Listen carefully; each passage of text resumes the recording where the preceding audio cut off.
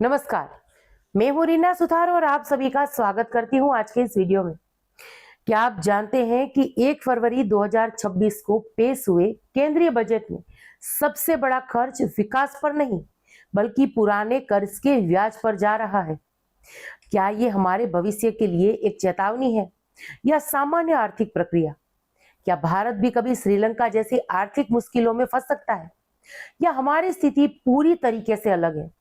और सबसे जरूरी सवाल कि रुपया डॉलर के मुकाबले कमजोर क्यों हो रहा है और इसका असर आपकी जेब पर कैसे पड़ेगा? आज हम इस पूरे बजट को आसान भाषा में समझेंगे, बिना किसी भारी शब्दों के, ताकि हर आम नागरिक, हर युवा और हर परिवार समझ सके कि इस बजट का उनके जीवन पर क्या असर पड़ने वाला है। तो सबसे पहले बात करते हैं उस हिस्से की जो सबसे ज्यादा चर्चा में है, यानी देश के पुराने कर्ज का ब्याज। अलग अलग बजट दस्तावेजों और आर्थिक अनुमानों के अनुसार केंद्र सरकार पर कुल कर्ज जो है लगभग 170 से 180 लाख करोड़ रुपए के आसपास माना जाता है। और अगर केंद्र व राज्य दोनों को मिलाकर देखें तो कुल सरकारी कर्ज 300 लाख करोड़ रुपए से भी ज्यादा के आसपास है आका जाता है। अब जब कर्ज इतना बड़ा होगा तो इसका ब्याज भी बड़ा होगा। कई आर्थिक विश्लेषणों में ये दिखाया गया है कि कुल सरकारी खर्च का लगभग 5वां हिस्सा जो है, यानी करीब 20% से ज्यादा सिर्फ ब्याज चुकाने में चला जाता है। इसको आसान भाषा में समझाती हूँ। देखिए, समझिए कि अगर सरकार के पास 100 रुपए है तो लगभग 20 रुपए पुराने कर्ज के ब्याज में चले जाते हैं, यानी विकास के लिए कम पैसा बचता है। इसका असर क्या होता है? नई योजनाएं धीमी हो जाती हैं, इंफ्रास्ट्रक्चर पर खर्च सीमित हो सकता है और भविष्य के लिए आर्थिक दबाव बढ़ सकता है। लेकिन इसका मतलब ये नहीं कि देश संकट में है, बल्कि ये एक आर्थिक सच्चाई है जिसे समझना और संतुलित करना बेहद ही जरूरी है। क्योंकि ये बजट बनता है आपके दिए हुए टैक्स के पैसों से, तो आपको ये पता होना चाहिए कि आप जो टैक्स पे कर रहे हैं उसका एक बहुत बड़ा हिस्सा कर्ज को चुकाने में जा रहा है और हमें इसी से बचने की जरूरत है। देखिए, अब यहाँ एक छोटा सा उदाहरण देख लेते हैं। मान लीजिए किसी परिवार की मासिक आय 60,000 रुपए है और उसमें 15,000 रुपए सिर्फ पुराने लोन के ब्याज में चले जाते हैं।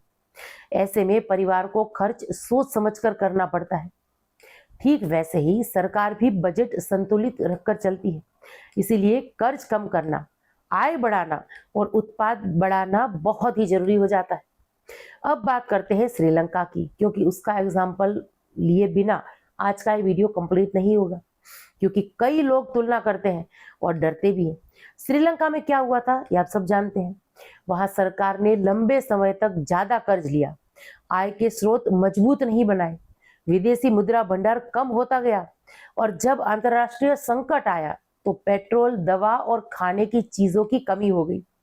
लोग सड़कों पर उतर आए और देश गंभीर आर्थिक संकट में चला गया। लेकिन यहाँ एक जरूरी बात समझनी चाहिए हमें। भारत और श्रीलंका की स्थिति बिल्कुल अलग अलग है। भारत की अर्थव्यवस्था दुनिया की बड़ी अर्थव्यवस्थाओं में से एक है। विदेशी मुद्रा भंडार मजबूत है और बाजार बड़ा है। फिर भी श्रीलंका से सीख लेने की बेहद ही जरूरी है। अगर कोई देश अपनी आय से ज्यादा खर्च करे, उत्पादन कम करे और कर्ज पर निर्भर हो जाए तो मुश्किलें आ सकती है। इसीलिए आर्थिक अनुशासन और सही नीतियां बेहद ही जरूरी हो जाती है। अब यहाँ हमने जब समस्या के बारे में बात की तो कई कमेंट्स ऐसे भी आएंगे जहां आप लोग पूछेंगे फिर इसका समाधान क्या है। तो चलिए कुछ बात समाधान के बारे में भी कर लेते हैं, क्योंकि मेड इन इंडिया और आत्मनिर्भर भारत की बात करनी बेहद ही जरूरी हो जाती है। जब हम विदेश से ज्यादा सामान खरीदते हैं तो डॉलर बाहर जाता है और हमारा रुपया जो है वो कमजोर होता है। लेकिन अगर वही चीज भारत में बनती है तो रोजगार यहीं पैदा होता है, टैक्स यहीं मिलता है और अर्थव्यवस्था भी मजबूत होती है। उदाहरण के लिए, अगर मोबाइल फोन भारत में ही बनता है तो सिर्फ एक फैक्ट्री नहीं बल्कि सप्लाई चेन बनती है। इंजीनियर, मजदूर, ट्रांसपोर्ट, मार्केटिंग, सबको रोजगार मिलता है। और यही कारण है कि बजट में उत्पादन और मैन्युफैक्चरिंग पर जोर दिया जाता है ताकि देश आत्मनिर्भर बने और विदेशी निर्भरता कम हो। अब बात करते हैं युवाओं की, क्योंकि रोजगार के बारे में भी बात करना बेहद ही जरूरी है। क्योंकि हर युवा ये जानना चाहता है कि उसे नौकरी कैसे मिलेगी। बजट सीधे नौकरी नहीं देता, लेकिन ऐसे सेक्टर को बढ़ावा जरूर देता है जहां रोजगार पैदा हो सकता है, जैसे कि इंफ्रास्ट्रक्चर, डिजिटल टेक्नोलॉजी, स्टार्टअप्स और मैन्युफैक्चरिंग।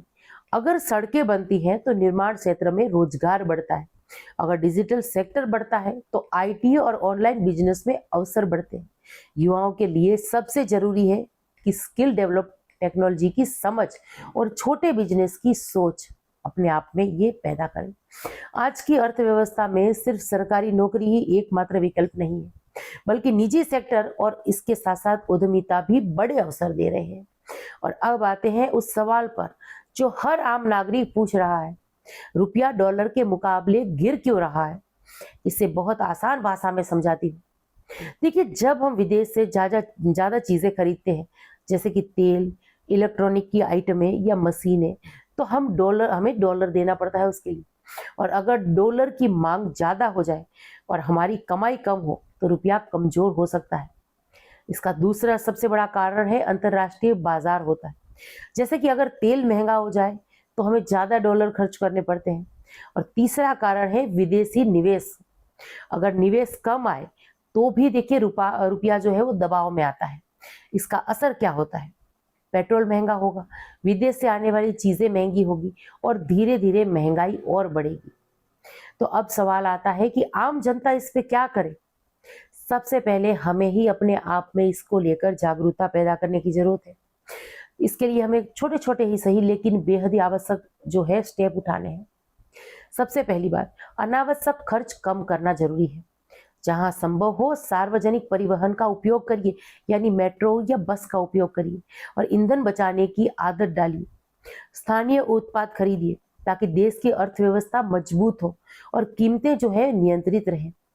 हर महीने खर्च का बजट बनाएं और फालतू ईएमआई से बचें। छोटी बचत भी कई बार लंबी अवधि में बेहद ही हमें मदद कर देती है। निवेश की आदत डालें ताकि महंगाई का असर कम हो सके। और अब मैं आपको 5 आसान टिप्स बताती हूँ जो हर दर्शक तुरंत अपनाकर आर्थिक रूप से मजबूत बन सकता है। पहला है, हर महीने अपनी आय और खर्च लिखें ताकि पता रहे कि पैसा कहाँ जा रहा है। दूसरा उपाय है, विदेशी ब्रांड के बजाय स्थानीय उत्पादों को प्राथमिकता दें। तीसरा बेहद ही सरल उपाय है, नई स्किल सीखें क्योंकि भविष्य की नौकरी स्किल आधारित होगी। चौथा है, बचत और निवेश को खर्च से पहले प्राथमिकता दें। पांचवा है, आर्थिक खबरों को समझें और बिना जानकारी के फैसले बिल्कुल नहीं लेने चाहिए। अंत में मैं यही कहना चाहूंगी कि बजट सिर्फ आंकड़ों का खेल नहीं होता, बल्कि देश की दिशा तय करने वाला एक दस्तावेज होता है। पुराने कर्ज का दबाव हमें अनुशासन सिखाता है। श्रीलंका का उदाहरण हमें सावधान करता है। मेड इन इंडिया हमें आत्मनिर्भर बनाती है। युवाओं की स्किल हमें भविष्य देता है और मजबूत रुपया हमें वैश्विक स्तर पर स्थिर बनाता है। अब आप बताइए कि आपको क्या लगता है कि आत्मनिर्भर भारत की भविष्य का रास्ता क्या है? क्या हमें विदेशी सामान पर निर्भरता कम करनी चाहिए? और इस बजट का सबसे बड़ा फायदा या सबसे बड़ी चिंता आपको क्या लगी? कमेंट्स के माध्यम से जरूर से लिखिएगा। वीडियो में दी गई जानकारी अगर यूजफुल लगी हो तो लाइक और शेयर कर दीजिएगा।